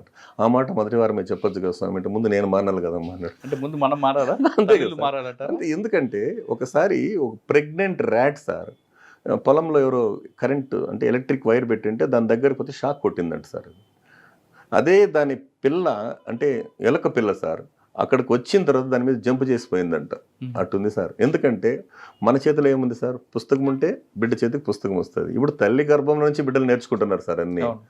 అంతే కదా సార్, ఇది మన శరీరంలో వన్ ఆఫ్ ద పార్ట్ అయిపోయింది మొబైల్ అనేది. కానీ అది చాలామంది అంటే వాస్తవం చెప్తున్నాను సార్, గతంలో మీరు అన్నట్లు చందమామ రావి అని చెప్పడము, లేకపోతే అప్పుడు ఓపిక తీరిక ఎక్కువ ఉండేది సార్, చాలా తీరిక ఉండేది అనమాట. వాళ్ళు ఏం చేశారంటే గంట సేపు 2 గంటల సేపు తినిపించేవాళ్ళు బిడ్డలకు అన్నం. ఇప్పుడు డ్యూటీలు ముగిచి వస్తానట్లే పాప మా ఇరిటేషను, ఫ్రస్ట్రేషను, రే నాన్న తినరాడు వాడు తిన్నపో ఉంటాడు. ఏం చేయాలి సార్? దాంతో ఏం అనలేని పరిస్థితి సార్. అంటే మా బాధలు మీకు ఏం తెలుసండి అంటారు. అంటే సాఫ్ట్వేర్ జాబ్స్ ఉంటాయి కదా సార్, వాళ్ళు ఫుల్ టెన్షన్ ఉంటారు. ఇంకా ఇంటి పని అంటే ఈ రకంగా అదే ఏమనుకో సార్, దయచేసి ఏమనుకోదండి. అదే గ్రాండ్ ఫాదర్ ఉంటే, గ్రాండ్ మదర్ ఉంటే సార్, మేనత్తలు మేనమామలు ఉంటే అంతే సార్. అలాగే అన్నో తమ్ముడో బావో బామర్దో, ఇది కొత్తగా సార్. దయచేసి నేను మాట చెప్తున్నా సార్ మనస్ఫూర్తిగా. ఎందుకంటే నేను స్థాయి మించి నేను మాట్లాడకూడదు, కానీ అమ్మాయిలు కూడా సార్ అత్తగారింట్లో అడుగుపెట్టిన తర్వాత ఆ పరిస్థితులకు అనుకూలంగా గనక ఉండగలిగితే, అనుకూలంగా సర్దుబాటు చేసుకుంటే సార్, అంటే కొంచెం ఓపిక అనేది ఉండాలి. ఆ ఓపిక లేనప్పుడు ఏమవుతుందంటే సార్ దుష్పరిణామాలు ఎక్కువైతాయి. ఒకసారి సార్ ఒక అమ్మాయి పెళ్ళైన కొద్ది రోజులకే సూట్ కేసు సర్దుకొని ఇంటికి వచ్చేసిందంట. ఎక్కడికి? పుట్టింటికి వచ్చింది. తల్లి ఏం చేసింది, తను చేయి పట్టుకొని వెంటనే వంట రూమ్లోకి తీసుకెళ్ళి 3 గిన్నెలు పెట్టింది సార్. ఒక గిన్నెలో ఏం చేసిందంటే క్యారెట్, ఒక గిన్నెలో కోడిగుడ్డు, ఒక గిన్నెలో కాఫీ గింజలు కలిపింది సార్. కాఫీ గింజలు కలిపిన తర్వాత హాఫ్ అన్ అవర్కి ఏమైంది సార్, కోడిగుడ్డు ఏమైంది, మెత్తగా ఉండేది గట్టిపడింది, క్యారెట్ గట్టిగా ఉండేది మెత్తబడింది, కాఫీ గింజలు రంగును మార్చేసే స్వభావంతో కలిసిపోయినాయి. గింజల్లో సార్ నీళ్ళలో కలిసిపోయి హ్యాపీ కాఫీ అయిపోయింది. కాఫీ గింజలు కాఫీ నీళ్ళలో కలిసిపోయి టేస్ట్ వచ్చేసింది. చూడమ్మా, మీ అత్తగారింట్లో గట్టిగా ఉంటే మెత్తగా ఉండు, మెత్తగా ఉంటే గట్టిగా ఉండు. కాఫీ గింజలు అంటే మీ కాఫీలో ఉన్నట్టు గింజల్లాగా ఆ నీళ్ళలో కలిసి ఎలా టేస్ట్ ఇస్తుందో అందరిలో కలిసిపోయి సంతోషంగా బతుకమ్మ అని చెప్పిందంట సార్ ఆ మహాతల్లి. అటువంటి కథలు చెప్పే వాళ్ళు ఎవరున్నారు? ఎవరు లేరు సార్ ఇప్పుడు. అదే కదా ఇప్పుడు వచ్చింది. కూతురు వచ్చిందా కానీ మీరు అన్నట్లుగా కూర్చోబెట్టి నచ్చే. అవును సార్, ఎప్పటికైనా అత్తవారిలే నీకు శాశ్వతం అని చెప్పే తల్లిదండ్రులు లేరండి. తగ్గింది. ఇప్పుడు కూడా కూతురు రాగానే వాడిని వదిలిపెట్టి మేము ఉన్నాం కదా అని సపోర్ట్ చేసే తల్లిదండ్రులు ఎక్కువ. వాళ్ళకన్నా పక్కన ప్రేరేపణ ఎక్కువైపోయింది సార్. వీళ్ళ ఆధిపత్యము ఇంటి గుట్టు వ్యాధి రెట్టున్నారు సార్. ఈ మధ్య జడ్జి గారు మాకు ఏదో సమావేశంలో చెప్పారు. ఏమంటే మీరు ఏదైనా సమస్య వస్తే 4 గోడల మధ్య పరిష్కారం చేసుకోండి, లేదా కాంపౌండ్లో పరిష్కారం చేసుకోండి, లేదా ఊర్లో చేసుకోండి, ఊరు బయట దాటి రావద్దండి అన్నారు. ఇప్పుడు ఏమవుతుంది సార్, ఇంటి గుట్టు 4 గోడల దగ్గర అయిపోయింది. అంటే దీనివల్ల ఎవరికి మనశ్శాంతి లేదు సార్. పాపం అనుకుంటామే కానీ వాళ్ళు తొందరగా కలుసుకుంటారు, తీరిగ్గా పశ్చాత్తాపడుతున్నారు సార్. కరెక్ట్. ఇది అంటే దానివల్ల ఏమైందంటే సార్ చెప్పాను కదా sir, morning darling evening divorce. అంటే దీనికి ఏం చేయాలంటే సార్ వాళ్ళు ఆలోచించుకోగలగాల. ఏమంటే ఉమ్మడి కుటుంబ వ్యవస్థ పూర్తిగా కొలాప్స్ అవడం దీనికి ప్రధాన కారణం. ప్రధాన కారణం అని చెప్పొచ్చు. కానీ ఆర్థిక కారణాల నేపథ్యంలో, ప్రపంచీకరణ నేపథ్యంలో, బతుకు తెరువు నేపథ్యంలో వాళ్ళు ఏమని గతంలో ఒక 200-300 సంపాదిస్తే సార్ హ్యాపీ ఇంటిల్లిపాది సంతోషంగా ఎంజాయ్ చేసేటప్పుడు. ఇప్పుడు ఏమైంది సార్, అవసరాల కన్నా సౌకర్యాలు ఎక్కువైపోయినాయి, విలాసాలు ఎక్కువైపోయినాయి. అవసరం, సౌకర్యం, వినోదం, విలాసం అంతే. ఉన్నది ఆదాయం దాంతో ఆదాయం తక్కువైన ఏమైందంటే టోటల్గా దాని మీద అంటే హద్దు మీరినటువంటి కోరికలు ఉంటాయి కదా సార్, అంటే స్థాయికి మించి వాటి వల్లనే అనేక రకాల ఇబ్బందులు వస్తాయి సార్. ఇంకా మీరు దాని ప్రకారంగా తీసుకుంటే సార్ ఇప్పుడున్నటువంటి పరిస్థితుల్లో ఇంకొక అద్భుతమైన సార్, నేను పిల్లల కోసం మనం ఎక్కడైతే చెప్తుంటామో సార్, మామూలుగా ఒక కొటేషన్స్ ఉండే తీసుకుంటా, సిరివెన్నెల సీతారామ శాస్త్రి గారు రచించినటువంటి ఉంది కదా సార్, ఆకాశం నీ హద్దురా అవకాశం వదలద్దురా, నేల విడిచి సాములెన్నో చెయ్యరా, మబ్బుల్లో పరువంతా నీదిరా, నిలబడి తాగే నీళ్లు చేదురా, పరిగెత్తైన పాలు తాగరా, మనసు మైదానము లాంటిదిరా,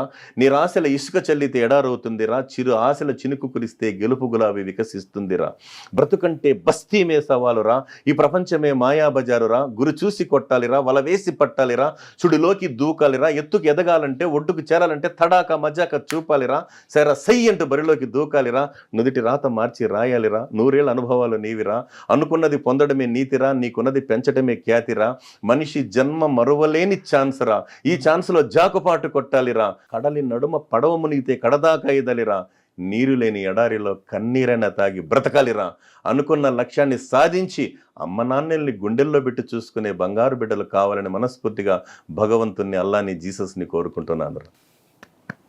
ఎందుకంటే ఇటువంటి అద్భుతమైన మాట ఒక్కటన్నా ఒక బిడ్డకి లేకపోయినా ఒక బిడ్డకి కనెక్ట్ అవుతుంది కదా సార్.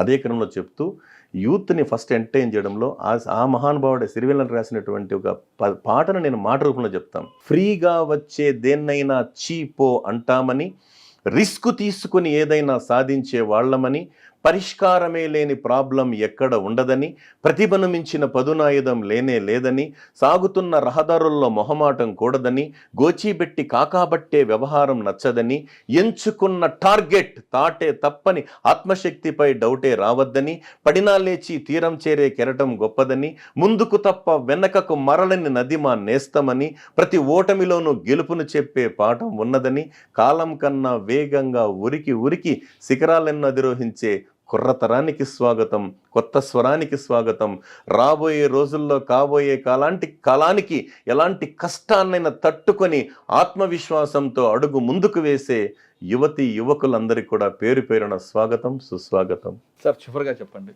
సార్, మీరు అన్ని రాస్తుంటారు, ఇది ఒక హాబీగా పెట్టుకున్నారు సార్, ఇంకా మీకు మనసుకు హత్తుకుపోయిన కవిత చెప్పండి. మనసుకు హత్తుకుపోయిన కవితలు అంటే సార్ ఒక రకంగా అంటే సార్, నేను చిన్నవే ఉన్నాయి సార్, హార్ట్ టచింగ్ అవన్నీ. ఎందుకంటే ఎక్కువ చెప్తే వినేంత ప్రపంచం కాదు. అంతా రియల్ కన్నా రీలు నమ్మే వాళ్ళు ఎక్కువైపోయారు సార్. అందుకే రియల్ కన్నా రియలే ఎక్కువ, ఏం చేయలేము. ఎందుకంటే లైఫ్ రాను బిజీ బిజీ బిజీ జీవితం అంటారు కదా సార్. అదే క్రమంలో వాస్తవం చెప్తున్నాను సార్, మనం మెయిన్ గౌరవించాల్సింది సార్. దయచేసి నా రిక్వెస్ట్ ఏమంటే, కొన్ని తల్లిదండ్రులు హాస్టల్ తీసుకుపోయి బిడ్డల్ని హాస్టల్లో వేసినప్పుడు కొంతమంది అనవసరంగా అన్నం వేస్ట్ చేయడం, ఒక్క మెతుకు రావడానికి ఎన్ని రోజులు పడుతుంది సార్? 6 నెలల పైన. తెలియట్లేదండి. అందుకే సార్ నేను చెప్తున్నా కదా సార్, అన్నానికి అమ్మకు తేడా ఏమంటే, అన్నం కడుపులో ఉండి కాపాడుతుంది, అమ్మ కడుపులో పెట్టుకొని కాపాడుతుంది అన్నారు. అందుకే మన్నులో నుంచి అన్నం తీసే రైతన్నని ఆ రుణం ఎలా తీర్చుకుంటాం సార్?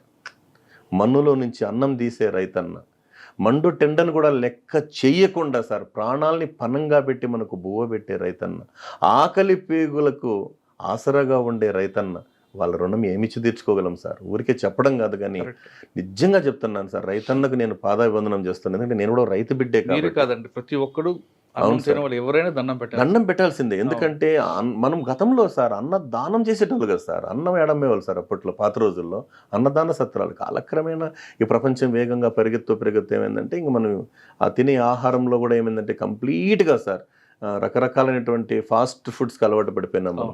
అది ఉంది. అందుకే నేను అది ఏం చేయలేం సార్, పెద్ద సబ్జెక్ట్ అది. నేను బిడ్డలకు చెప్పేది ఒకటే, ప్రారంభించడానికి ధైర్యం ఉండాలి, కొనసాగించడానికి కృషి ఉండాలి, పూర్తి చేయడానికి పట్టుదల ఉండాలి, అపజయాలు ఎదుర్కోవడానికి దమ్ము ఉండాలి. చదువుకోవడానికి సొమ్ములు కాదురా, దమ్ములు కావాలరా అంటాం సార్. అదే క్రమంలో ఆరాటం ముందు ఆటంకం ఎంత, సంకల్పం ముందు వైకల్యం ఎంత, దృఢ చిత్తం ముందు దురదృష్టం ఎంత, ఎదురీతం ముందు విధి రాత ఎంత, నమ్మకం పట్టుదల ఎగిరే ఏలై నీ ఆశల ఆకాశాన్నంత అన్నారు సార్. అందుకే ఒక్కటి సార్, ఆశ చాలా గొప్పది సార్. ఆశ ఉన్నంత, అంటే శ్వాస ఉన్నంత వరకు ఆశ ఉంటుంది సార్. ఇప్పుడు మనం ఎవరన్నా తీసుకుపోయి హాస్పిటల్లో పెడతాం సార్, ప్రాణం ఉన్నంత వరకు ఏం చేస్తాం? డాక్టర్ గారు ఎంత ఖర్చైనా సరే మమ్మల్ని బతికించండి మా వాడిని అని చెప్తారు. ఆ బటన్ వేలో చిటికిన ఇట్లా ఆడించేంత వరకు కూడా మనం ఆశ పెట్టుకునే ఉంటాం. ఎందుకంటే ప్రాణం, ఎందుకంటే సార్ అంత విలువైందనమాట ప్రాణం. ఎందుకంటే మనం పుట్టేటప్పుడు సార్ మనకు ఊపిరి ఉంటుంది, పేరు ఉండదు సార్. చనిపోయినప్పుడు పేరు ఉంటుంది, ఊపిరి ఉండదు సార్. అందుకే మా నరసింహారెడ్డి గారు చెప్తుంటారు, రే మనం పోయే లోపల మన పేరన్నా భూమి మీద ఉండేట్లు బతకండ్రా అని సార్. అదే క్రమంలో మామూలుగా చెప్తుంటాం సార్, ఏమనంటే ఆ పేరు కోసం సార్, ఆ పేరు కోసం అని చెప్పి బతికే క్రమంలో ఆ ప్రవర్తన, పరివర్తన ఇటువంటివన్నీ కూడా ప్రభావితం చేస్తాయి సార్. అందుకే ఆ భగవంతుడు దయ వల్ల నేనేం చేశానంటే సార్, అందుకే నిద్రపోతున్నప్పుడు మెలకువలో వచ్చేది కళ, నిద్రపోతున్న జాతిని తట్టి లేపేది కళ అన్నారు సార్. మన ఆంధ్ర రాష్ట్రంలో కాదు, మన భారతదేశంలో ఉన్న కళాకారులందరికీ కూడా నేను పాదాభివందనం. ఎందుకంటే ఆ కళల ద్వారా, వాళ్ళు రాసిన పాటల ద్వారా, మాటల ద్వారా ఎన్నో జీవితాలు మనకు మార్పు వచ్చాయి సార్. మార్పు వచ్చే ప్రేరణ పొందారన్నమాట. నేను అందులోనూ ఒక పోలీసు ఉద్యోగిగా చేస్తున్నప్పటికీ ఒక మిమిక్రీ ఆర్టిస్ట్గా రాణిస్తూ మోటివేషనల్ స్పీకర్గా, ఎందుకంటే సార్ చాలామంది మహనీయులు రాసిన పుస్తకాలు కొంచెం చదివాను. వాళ్ళ జ్ఞానం అంటే వాళ్ళ దగ్గర జ్ఞానాన్ని కొంచెం షేర్ చేసుకొని, చెప్పాను కదా సార్, ఇలాంటి మహానుభావుల దగ్గర జ్ఞానాన్ని షేర్ చేసుకుంటూ ఏ మాత్రం ఒక చిన్న తీరిక దొరికినా నా ప్రపంచం విద్యార్థి లోకం. అందుకే ఎవరిని అడిగితే కూడా చెప్తాను సార్, నా ఊపిరి ఉన్నంత వరకు విద్యార్థులకే నా జీవితం అంకితం అంటాను సార్. ఎందుకంటే చెప్పాను కదా సార్, పాప రేవతి అంటే నాకు ప్రాణం. ఆమె పేరు మీద రేవతి ఫౌండేషన్ పేరు పెట్టుకున్నాను సార్, అంతే తప్ప అది అంటే పేరు రిజిస్ట్రేషన్ చేశాను కానీ దాని మీద నేను ఎలాంటి అంటే ఫండింగ్స్ అనేవి ఉండవు సార్. కేవలం వెబ్సైట్ స్టార్ట్ చేశాను, www.revatifoundation.org అని. ఎందుకంటే నా ఇండికేషన్స్ చూపించుకోవడం కోసం. ఆ వెబ్సైట్ని కొంతమంది చూస్తుంటారు, అభినందిస్తుంటారు. ఎందుకంటే నా బిడ్డ అంటే నాకు ప్రాణం. అందువల్ల సార్ మళ్ళా కూడా చెప్పాను కదా సార్, నాకు చిన్న పాప మళ్ళీ నా దగ్గరికి వచ్చింది. అంటే ఆఫ్టర్ 10 years తర్వాత వర్ణిక లిల్లీ అన్నని బంగారు తల్లి, దాన్ని చూసుకుంటూ, ఎందుకంటే సార్ మనకు ఎన్ని రోజులు భూమి మీద ఉంటామో తెలియదు సార్, అన్నిటికీ గ్యారెంటీ ఉంది కదా సార్. కానీ మనకు లేదు గ్యారెంటీ లేని జీవితం. ఉన్నంత వరకు సార్ నా ప్రొఫెషన్లో ఎన్ని ఇబ్బందులున్నా తప్పదు సార్, కొన్ని మనం ఫేస్ చేయాల్సి వస్తుంది. మా వృత్తి అలాంటిది. ఈ ప్రవృత్తిగా భగవంతుడు ఇచ్చిన వరం, మీ పెద్దల సహకారం, అందులో ఆదరిస్తున్నటువంటి అందరికీ నేను పేరు పైన ధన్యవాదాలు తెలియజేస్తూ, ఇంకా కూడా సార్ చిన్న చిన్న సేవా కార్యక్రమాలు చాలా తృప్తి ఉంటుంది సార్. శ్రీనారాయణ రెడ్డి గారు అంటారు కదా సార్, పరుల కోసం పాటుపడని నరుని బతుకు దేనికని, సాగు నేలకు నీరందివ్వని వాగు పరుగు దేనికని. ఎంత మంచి విషయం సార్ అది. అదే క్రమంలో మనిషి మరణిస్తే శరీరం అంతా మట్టిలో కలిసిపోతుంది, మృగం చచ్చిన చర్మం మాత్రం మృదంగమై బ్రతికుంటుంది. అంటే గొప్ప గొప్ప మాటలు సార్ ఇవి. మన తెలుగు భాషకున్న గొప్పతనం అదే సార్. అందుకే అంటారు కదా సార్, హిమాలయ శాఖకు పట్టిన తేనె పట్టురా నా దేశం వెలుగు, ఆ వెలుగును పిండితే వచ్చేది కమ్మనైన నా తెలుగు. తెలుగు భాషలో నాకు నచ్చని ఒక్క పదం క్షమించదమని అని మన గారు చిరంజీవి గారు చెప్తుంటారు. అదే క్రమంలోనే పంచకట్టుటలోన ప్రపంచాన మొనగాడు, పంచకట్టుటలోన ప్రపంచాన మొనగాడు, కండువా లేనిదే గడప దాటనివాడు, పంక్షభక్ష పరమాన్నాలు కంచెంలో వడ్డింప గోంగూరకై గుటకలేసేటివాడు. ఎవడయ్యా వాడు, ఇంకెవడు అంటే వాడే మన తెలుగువాడు ఉన్నారు సార్. అది మన తెలుగు భాష యొక్క గొప్పతనం, మాధుర్యం. ప్రపంచంలో తెలుగువారు వెలుగువారే సార్.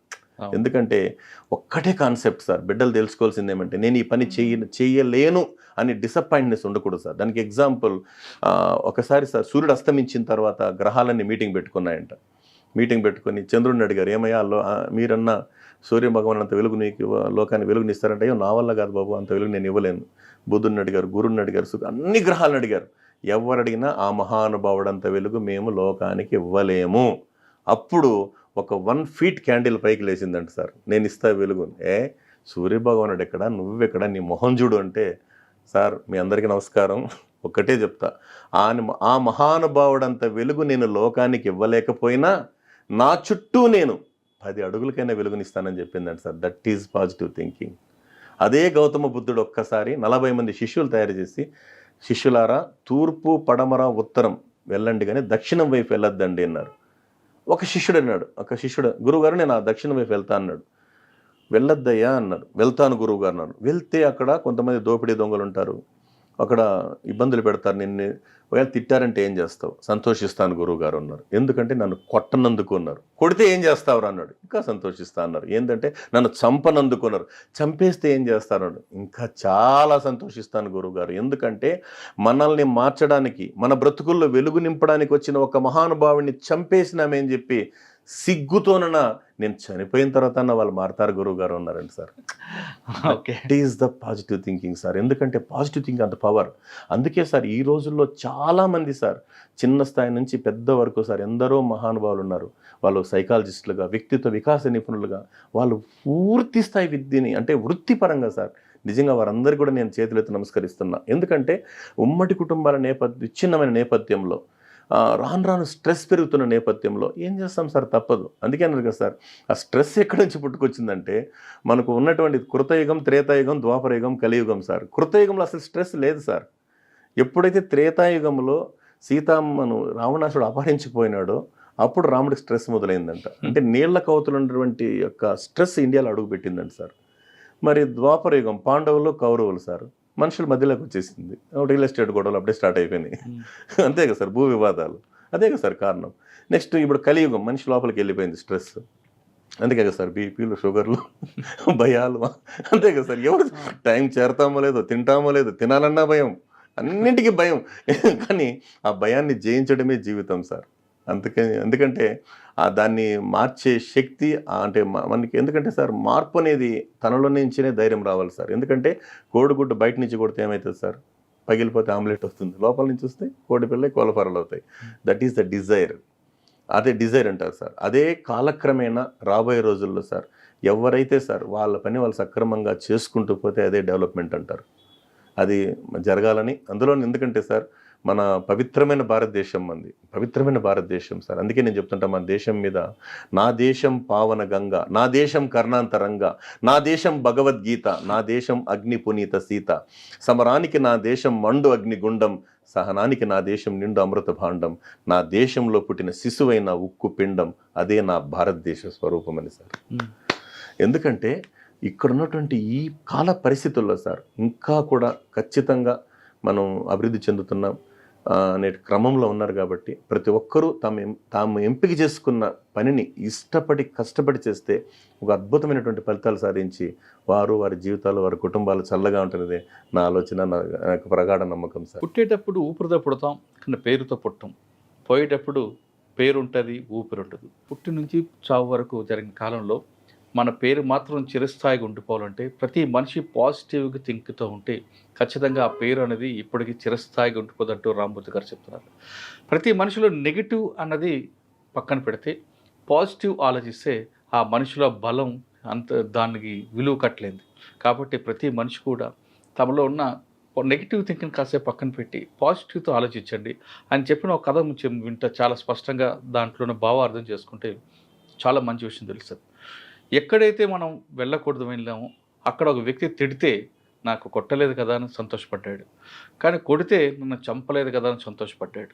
కానీ చంపితే ఆ వ్యక్తిలో మార్పు వస్తుందని ఆయన సిగ్గుతో తలదించుకుంటాడని ఆ వ్యక్తిలో చనిపోతున్న వ్యక్తి కూడా పాజిటివ్గా ఆలోచించాడు. ఇది చెప్పడం ఈజీ, చేయడం ఆచరించడం చాలా కష్టం అనే విషయం చాలామంది తెలుసు. కానీ ఇప్పుడున్న ప్రపంచంలో నేను గాంధీ గారిని కాదు, ఒక చెంప మీద కొడితే మరో చెంప చూపించడానికి కానీ భావించే తరంలో ఇటువంటి సంఘటనలు ఒక ఎగ్జాంపుల్గా తీసుకొని ముందుకు వెళ్తే ఖచ్చితంగా మీలో మార్పు వస్తుంది. ఎక్కడైతే స్ట్రెస్ వస్తుందో ఆ స్ట్రెస్ నుంచి బయటపడతారు. పాజిటివ్ థింక్ అనేది ది బెస్ట్ అనేది విషయం రామ్మూర్తి గారి ఇంటర్వ్యూలో తెలుస్తుంది. ఇది డీజీ రామ్మూర్తి గారు ఎక్స్క్లూజివ్ ఇంటర్వ్యూ. వచ్చే వారం మరో గెస్ట్తో మళ్ళీ కలుద్దాం. అంతవరకు నమస్తే. Thank you sir. Thank you very much. నమస్కారం. ప్లీజ్. Thank you.